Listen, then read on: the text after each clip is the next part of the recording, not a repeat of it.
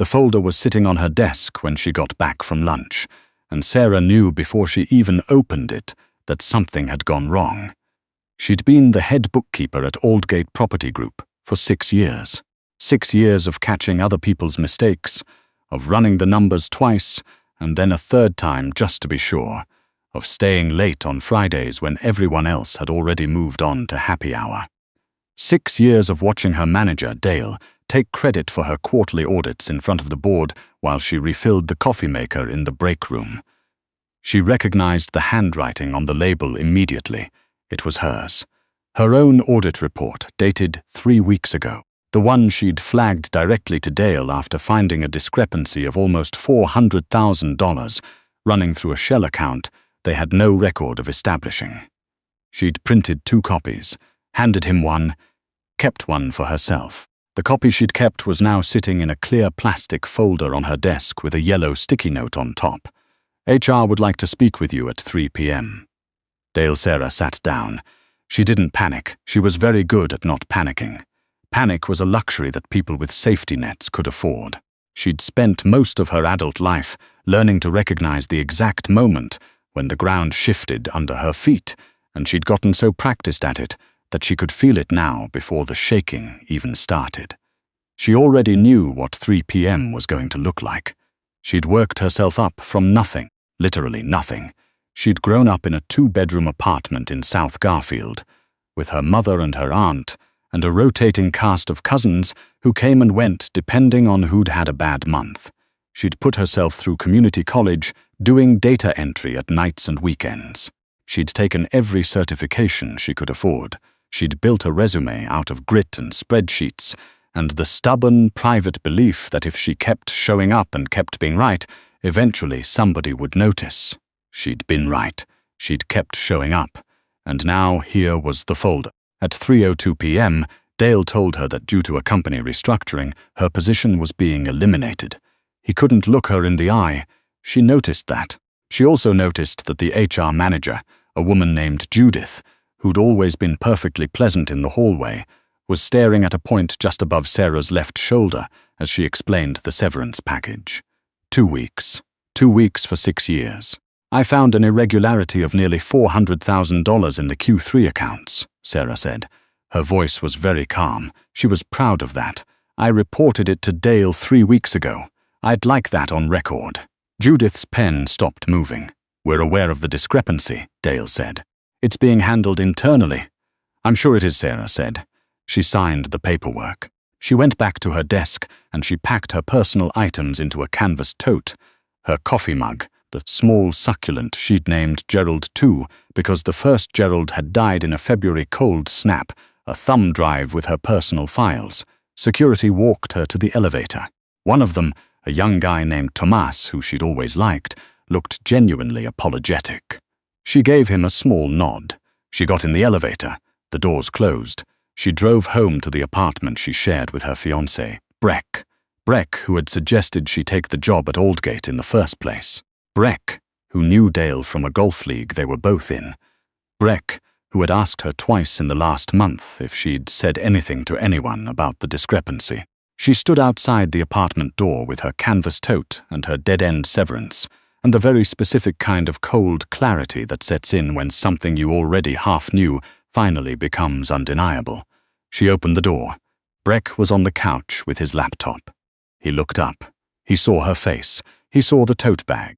And in the half-second before he rearranged his expression into something that looked like concern, she saw it, the guilt, and underneath it, the relief. He'd expected this. Maybe he'd been waiting for it. "Hey," he said. "What happened?" She set the tote bag down on the kitchen counter. She put her keys next to it. She picked up the small stack of mail sitting by the dish rack, went through it one by one. Electric bill, junk, something from her dentist, and set it back down. "Did you tell Dale that I was going to report the discrepancy?" she asked. "Sera, yes or no, Breck?" He put the laptop aside. He rubbed the back of his neck. That was how she knew. Breck always rubbed the back of his neck when he was about to say something that wasn't quite a lie, but wasn't quite the truth either. "I mentioned to him that you were worried about some numbers," he said. "I was trying to." "Thank you," she said. She picked up her tote bag, her keys, and her purse, and she walked back out the door. She didn't know where she was going. That was new. She was the kind of person who always knew where she was going. She had a 5-year plan that she'd revised twice. She had a savings account and a color-coded budget spreadsheet and a vision board that she'd made, and then felt embarrassed about and hidden in the closet. She was not the kind of person who walked out of her apartment at 5:30 on a Wednesday with no plan. She walked 4 blocks to the bar on the corner of Hester and 9th. It was called the Meridian, which had always seemed like a pretentious name for a bar in this neighborhood, but she'd walked past it 100 times and never gone in. She went in now because it was there, and because she needed to sit down somewhere that wasn't connected to any part of her life. It was dimly lit and smelled like old wood and something faintly expensive, the kind of place that was nicer on the inside than its exterior suggested. She took a stool at the far end of the bar and ordered a whiskey. Neat, because she'd seen someone do that in a movie once when things were very bad and it had seemed efficient. The bartender, a woman with a silver streak in her dark hair, set it in front of her without commentary. Sera appreciated that. She sat there and she did what she always did when things went sideways. She made a list. Not on paper, in her head, the same way she'd always organized problems, sorting them into columns. What she knew, what she didn't know, what could be done, what she knew. She had 2 weeks of severance. She had about 4,000 in savings. She had a lease she shared with Breck, which meant she either had to go back or find somewhere else to be by the 1st of the month. She had a professional reputation that had just been quietly demolished by the man she trusted most at work, with the assistance of the man she slept next to every night. What she didn't know, whether she could prove any of it, whether anyone would believe her, whether she wanted to try, what could be done. She didn't fill in that column yet. She needed another few minutes. She was halfway through the whiskey when the man sat down next to her. She noticed him in her peripheral vision the way you notice certain people, not because they're loud or dramatic, but because the space around them shifts slightly when they enter it. He was tall, dark jacket, a face that had seen more than it let on. There was a scar along the left side of his jaw, thin and old, and his hands, when he set them on the bar, were the hands of someone who had used them for more than signing documents. He didn't speak. He ordered something she didn't catch and sat with the quiet of a person who was used to waiting. She went back to her mental columns. She was redoing the math on her savings. She could probably stretch 4,000 to 6 weeks if she was careful. Cut the gym membership. No eating out when she heard the man 2 stools down say her name. Not her full name, just Sera. She turned. He wasn't looking at her. He was looking at the glass in his hand. "I didn't say anything," she said. "You didn't have to." He still wasn't looking at her. "You've been doing subtraction in your head for 20 minutes. Your lips move a little." She closed her mouth. She hadn't known they did that.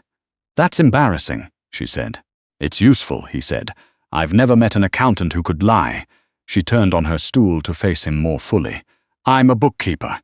I know what you are." He finally looked at her. His eyes were dark, steady, completely unreadable. "You worked at Aldgate. It wasn't a question." The whiskey felt very warm in her chest. She kept her voice level. "How do you know where I worked?" "Because I own the building they operate out of," he said.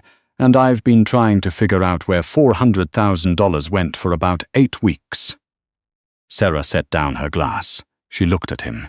She looked at the bar. She looked back at him. "You're going to want to see my spreadsheet," she said. His name was Rourke. He didn't offer a first name. He didn't seem like a person who used his first name very often. He was 41. She'd learn later, though that night he seemed ageless in the way that people do when they've compressed a great deal of living into a relatively small amount of time. He was also, and she would not learn the full scope of this until later, though she should have guessed from the way the bartender straightened up when he came in, from the way the 2 men by the door tracked his movements without being obvious about it. The kind of man whose name people in certain industries said quietly and carefully. He ran what was publicly described as a private equity and asset management firm. What it actually was, she would understand gradually, the way you understand something that's always been visible, but that you only look at directly once you know what you're seeing. He slid a business card across the bar without looking at her. She picked it up. Plain white. His name, a phone number, the word Rourke capital in clean sans serif type. "Come to my office tomorrow," he said. "9 I don't work for you." "No," he agreed. "But you have documentation of a financial crime, and I have a reason to care about it. You can choose not to come. That's a choice you're allowed to make." He finished his drink. He left cash on the bar, more than it cost. She noticed automatically, the way she noticed all sums, and he stood and put on his jacket, and he left. The two men by the door fell into step behind him. She sat there for another few minutes. Then she went home and got her laptop, and checked into a motel 3 blocks away, because she wasn't ready to see Breck yet, and she needed to think. And she made a copy of everything she had on the Aldgate discrepancy, every receipt and ledger entry and transfer record she'd saved to her personal drive over the past 3 weeks. She went to his office at 9. It was on the 23rd floor of a building downtown that did not have a public directory. The lobby had no logo, just a number. The elevator required a key card she was given at the front desk after she stated her name, and Rourke appeared on a small screen behind the receptionist's shoulder and gave a brief, unsmiling nod. His office had floor-to-ceiling windows and almost no paper. There was a single desk, a small conference table, and 2 men seated at the far end of the room who didn't introduce themselves and didn't stop watching the door. Rourke was already standing when she came in. He had a coffee waiting for her. She noticed that. She didn't comment on it. She put her laptop on the conference table and opened her files. "The discrepancy runs through 4 accounts," she said. 3 of them are shell companies incorporated in Delaware, which is standard and legal. The 4th is the problem. She turned the laptop to face him. "Whoever set this up knew what they were doing. The entries are distributed across 17 line items over 6 months, none of them individually large enough to trigger an automatic audit flag. But the pattern is consistent." He leaned forward and looked at the screen for a long time. "You found this in 6 months, he said. 3 weeks, she said. "I've only been assigned to the Q3 audit for 3 weeks. It would have taken longer if I wasn't looking specifically for something wrong." She paused. "I was looking because the numbers felt wrong. The rhythm was off." She hesitated, then said, "I know," he said. "It doesn't." She told him about Dale, about reporting it, about the folder on her desk and the 3 p.m. meeting. She didn't mention Breck. That part wasn't relevant to the numbers. He listened without interrupting. That was unusual. Most people started formulating their response before you finished talking. Rourke waited until she was done, and then he was quiet for another few seconds, and then he said, "The 4th shell account links to a logistics company out of Columbus. I need to know where the transfers go from there." "I don't have access to Columbus," she said. "I had access to Aldgate. I can get you access." She looked at the 2 men at the far end of the room. She looked back at him. "What exactly are you asking me to do?" "Trace the money," he said. "That's what you do." "For whom?" "For me. And when I trace it." He folded his hands on the table. He had a very precise way of moving, like a person who had learned early that economy of motion was a form of power. "When you trace it, the people who took it will have a problem." "You won't." "That's not a very specific answer." "No," he agreed. "It isn't." She could have left. She'd told herself in the motel room the night before, making her columns, that she would walk away if anything felt wrong. She had $4,000 and 2 weeks of severance, and a professional reputation that had just been systematically dismantled. But she had a name that was still clean, and she could start over. She'd started over before. She was good at it. But $400,000 had been walked out of accounts she'd spent 6 years keeping honest, and 2 men she'd trusted. One professionally, one personally, had made sure she'd take the fall for asking the right questions, and she was tired. She was so tired of being the person who did everything right and walked away with nothing. "What do you pay?" she asked. The number he named was more than she'd made in the last 3 years combined. She said, "I'll need remote access to the Aldgate servers. which means you'll need someone on the inside to pull the credentials, because I no longer have badge access. I'll also need the Columbus filings and whatever corporate paperwork exists for the fourth account. And I need it understood that if at any point this crosses into something I'm not comfortable with, I stop, and whatever I've given you before that point stays with me." Rourke looked at her for a moment. Then he said, "Get her a workstation." She stayed. Not in his office. They set her up in a separate room, smaller, with a window that faced the building across the street. She had 3 monitors and access to more financial infrastructure than she'd ever touched in her career. His people brought her coffee and documents and left her alone, which was exactly what she needed. She worked the way she always worked, methodically, without hurry, following the logic of numbers through their hiding places. Money always went somewhere. It didn't evaporate. It left traces in the gaps between entries, in the timing of transfers, in the weight of transactions that tried too hard to look routine. The Columbus link went to a freight company. The freight company had a parent entity registered in Nevada. The Nevada entity made quarterly distributions to a holding company she'd seen the name of before. In Aldgate's vendor contract files, flagged as a preferred supplier, signed off by someone she recognized.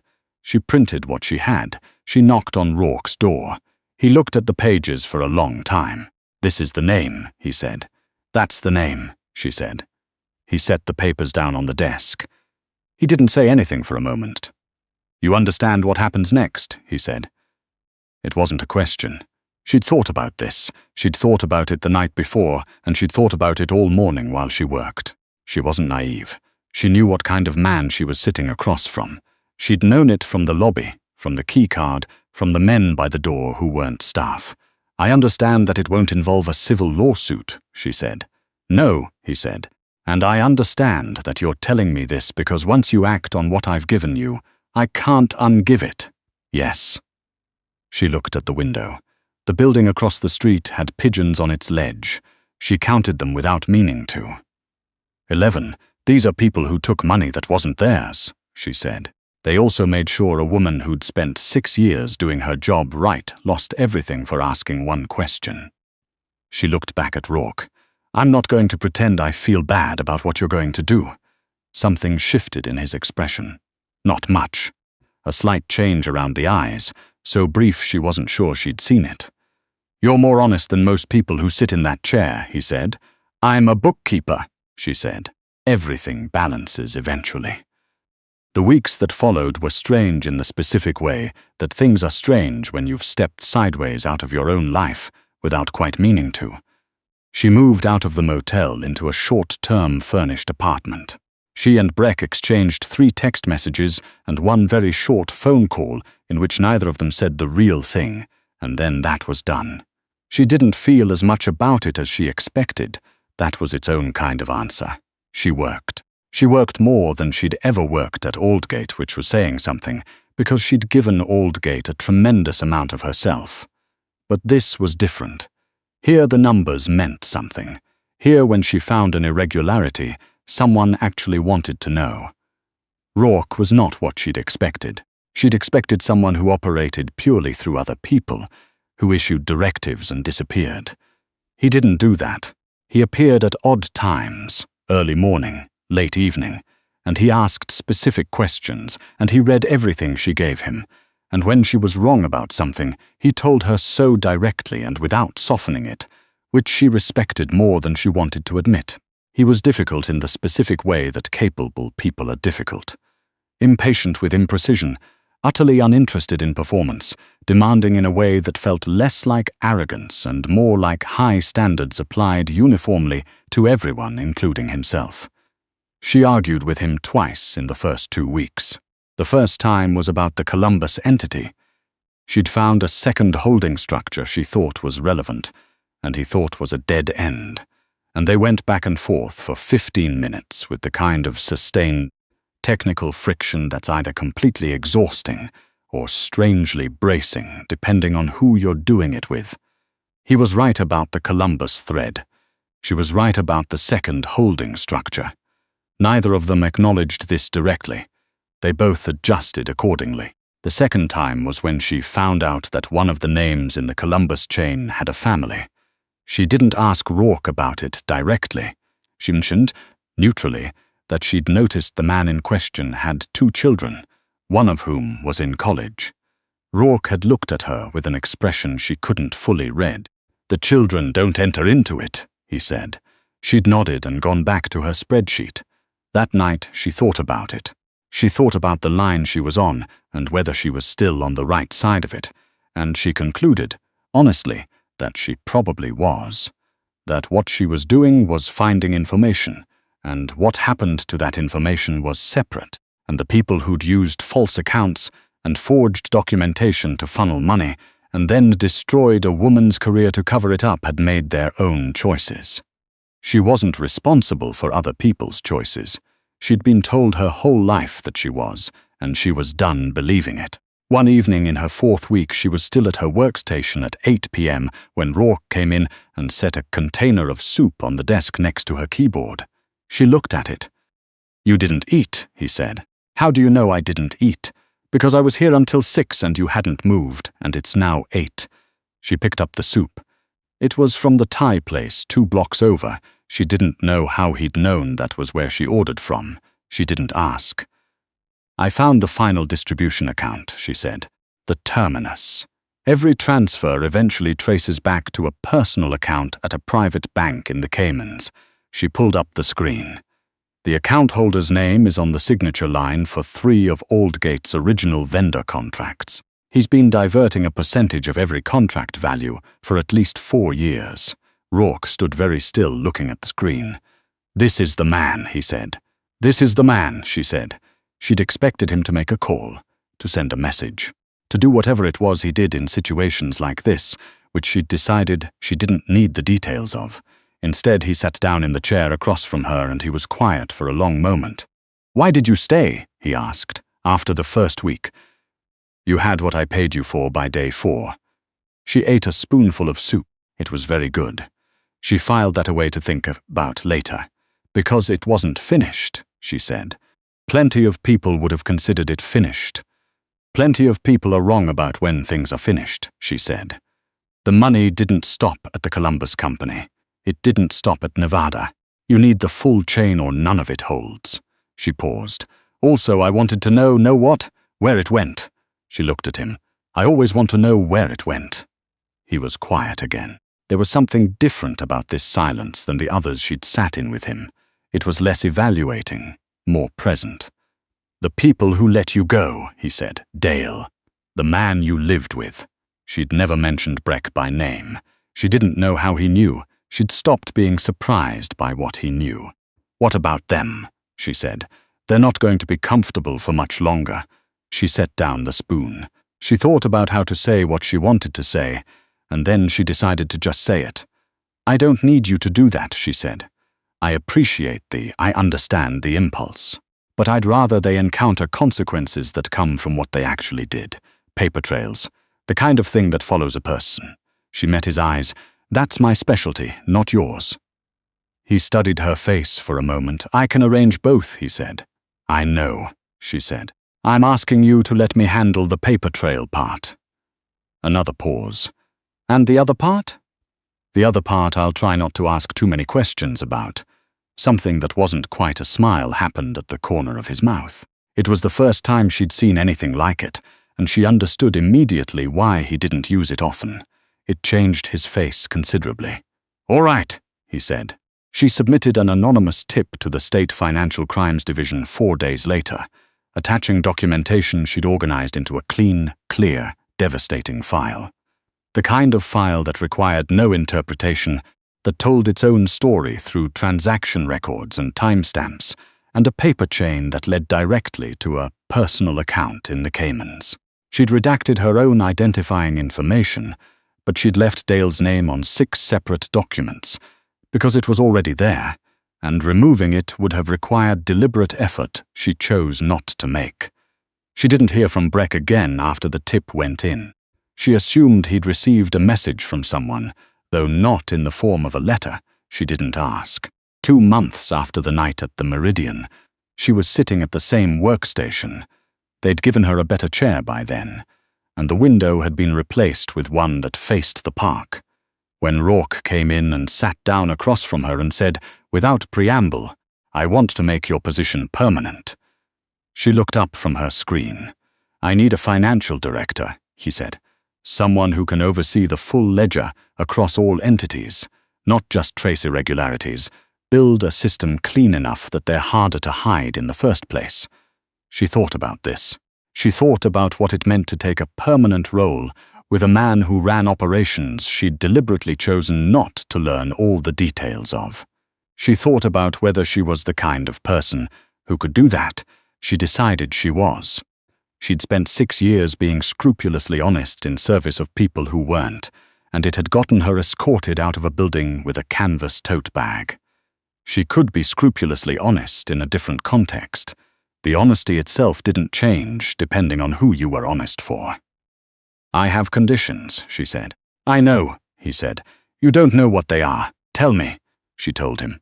Full access to all financial records across all entities, no selective disclosure, the authority to flag anything she considered a legal exposure and require a documented response, a team of her own choosing. And one more thing she'd thought about for a while, which was that whenever her work uncovered someone who was taking small amounts from accounts in ways that looked like desperation rather than greed, she wanted the ability to make a referral before any other action was taken. He listened. He was quiet for a moment. "The last condition," he said. "The last condition," she confirmed. "Why?" She thought about how to explain it, about a 2-bedroom apartment in South Garfield and a mother who'd worked 2 jobs and still come up short in February, about what it looked like when someone stole not because they could, but because they felt they had no other option, about the difference between those 2 things. "Because I'm a bookkeeper," she said. "I believe everything deserves to be looked at twice before it goes to final." He held her gaze for a long moment. "All right," he said. "All 4. She turned back to her screen. She heard him stand. She heard him move toward the door. "Rourke," she said. He stopped. "The soup," she said. "From the Thai place. Was that a test?" A pause. "Then what was it?" Another pause, longer. "It was soup," he said. She heard the door close. She looked at the park, through the new window. The evening light was doing something particular to the trees, that specific low gold that only happens in the hour before dark, and she sat very still for a moment and let herself feel it. Not the relief, not the satisfaction, though both were there. Something quieter than either of those things. She had started over before. She was good at it. But this was not starting over. This was something else, something that didn't have a column yet in any of her mental ledgers, and she was going to have to figure out how to account for it. She pulled her keyboard toward her and went back to the numbers. She'd start there, she always did.